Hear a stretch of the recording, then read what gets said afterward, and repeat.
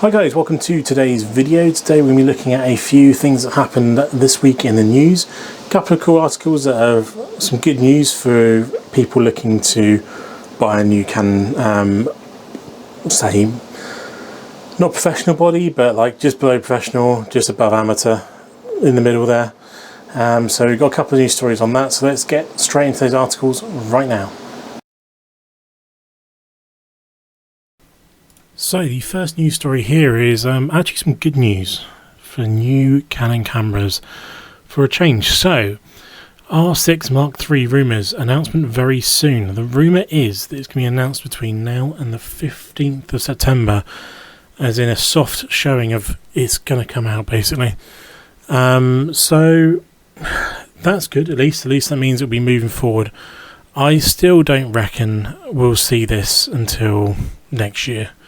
At this point, there's a teaser for something coming on the 9th at 2 PM, but that's probably more likely going to be the C50. I think it's coming out, so we'll see. Hopefully though, this is good news. Potentially it's going to be 30-32 megapixels, so it'll have a bump in megapixels as well, which could be good. I think they should keep it really 30 maximum, below 30 ideally, or else you're sort of treading on the toes of the R5 a little bit too much. Obviously we don't know if this is going to have any eye detection or anything like that at all, like the tracking that the R5 does, so we don't know what they're slimming out, but if you start getting to those mid 30 megapixels, people are going to start thinking, well, why would I buy an R5?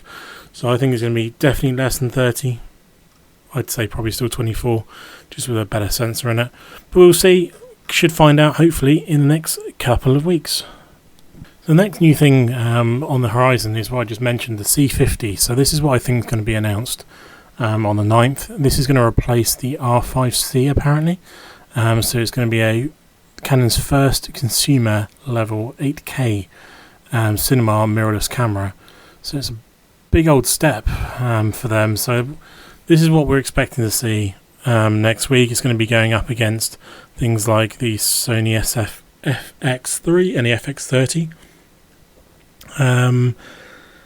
So there's a few things obviously talking about what it's going to have on there. It's deep dive 32 megapixel full frame sensor, digit accelerator plus digit X, and you're going to have, as I said, 6K, 7K, 4K, more 4K, and then so you're going to have 8K as well, is the rumour. You're going to have CMOS AF2, in-body image stabilisation, which was a given anyway. It's going to be a compact design, lots of power, so 2+ hours of 4K recording. That's pretty damn impressive really, isn't it, really, for that? And the price is going to be between 3,500 and 4,000 approximately for the body only. So we're going to see what happens with this. I do keep an eye on the cinema cameras, even though I'm not really the sort of person to review the cinema cameras. But at some point, when the channel does get big enough, I'm going to obviously want to replace cameras and stuff, and maybe a cinema camera might be quite useful. So I do keep an eye on things. This would be way out of my price range for some time. Maybe I'll wait until one of the R5Cs goes down potentially now. That they're becoming obsolete potentially, and maybe use something like that for video features. But yes, this is something that's coming potentially incredibly soon, and we'll see what it looks like when it comes out. Now, I have saved the best till last, as always. R7 Mark II is coming in the next 4 to 6 months, which we knew already. There's no sort of announcement dates, but reportedly these are now in the wild and being tested. Now, that's a really good thing. It obviously means they're now at a stage where they're making physical units to test, and they're getting closer to a launch, so they're actually happy to have them out and about in the wild and maybe get spotted here or there. But it's going to be a bigger camera body than the R7, which is perfect. EVF bump is bigger. I reckon it will have eye detect like the R3 and the R5 Mark II personally. The joystick's been moved, thank God, back to where it lived before.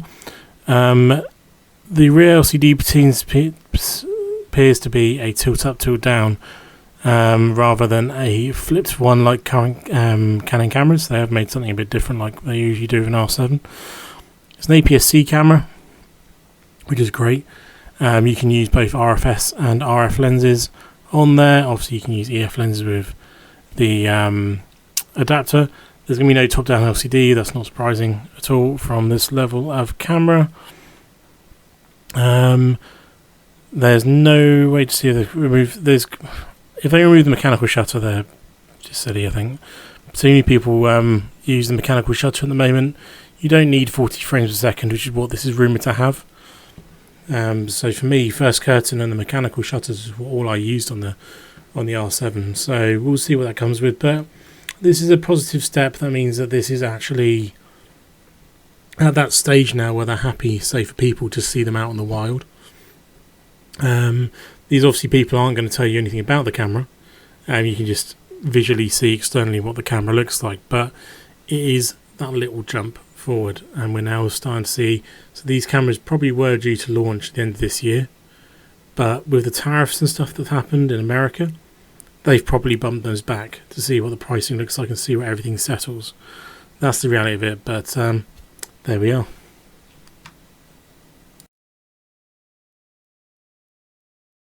Okay, so what do you think of those articles? Are you excited that potentially this month we could have something new about the R6 Mark III, even if that is in a teaser format, just to show us what to expect?